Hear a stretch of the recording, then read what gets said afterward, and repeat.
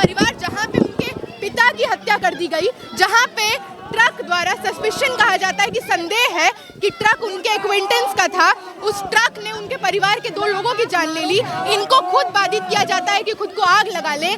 तो आज जिस तरह से भाजपा आरएसएस ने एक तरह से कुलदीप सेंगर को बेल देकर ये कह दिया है कि भारत की धरती पर जेंडर जस्टिस की धज्जियां उड़ती रहेंगी, संविधान की धज्जियां उड़ती रहेंगी और हम मनुस्मृति का पालन करेंगे।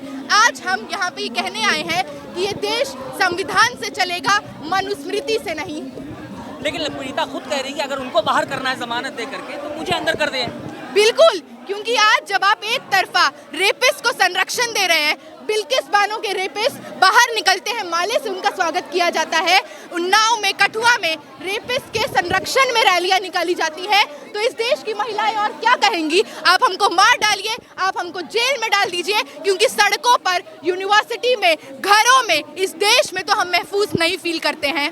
समर्थक यहाँ पर आए हुए थे। देखिए, कोई भी इंसान होगा, ये किसी पार्टी का मसला नहीं है, ये इंसानियत का मसला है। कोई भी इंसान अगर होगा, किसी पार्टी से अगर ताल्लुकात रखता है, उसके अंदर थोड़ी भी इंसानियत अगर जिंदा होगी तो इनका वो समर्थन करेगा। लेकिन जो लोग जिनसे इंसानियत बिल्कुल दूर दूर तक जिनका नाता ही नहीं है, उन्होंने सिर्फ और सिर्फ अपनी कुर्सी से जिनको फायदा पहुंच रहा है, वो किसी चीज को नहीं देख रहे, न किसी की बहन को देख रहे, न किसी की बेटी को देख रहे, सिर्फ और सिर्फ अपने सत्ता की कुर्सी के उसमें अंधे हो चुके हैं और वो ये चाहते हैं कि हमारी पार्टी बदनाम ना हो।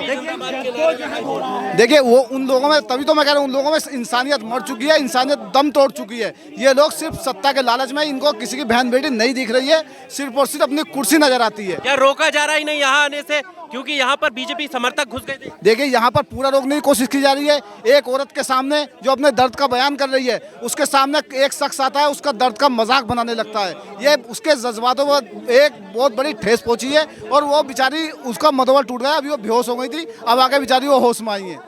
क्या लग रहा है कि इंसाफ के लिए जिस तरह से एक बेटी सड़कों पर उतर रही है, देश के लिए क्या?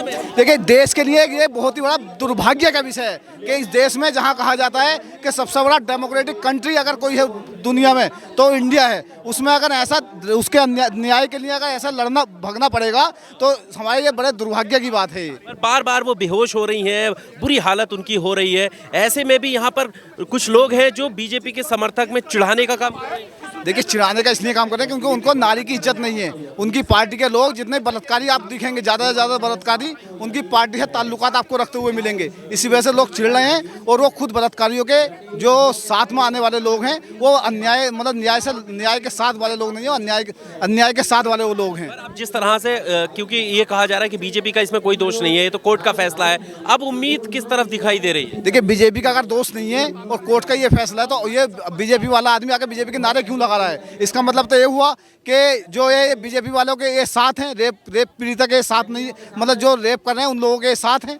इससे तो यही संदेश जाता है ना, जब आप बीजेपी के नारे लगा रहे हैं। एक औरत में दुर्द का बखान कर रही है, दुख को अपने जो आकर बखान कर रही है, तो उसका आप मजाक कर रहे हैं, हंसी टट्टा कर रहे हैं। इससे तो यही संदेश जाता है साफ साफ।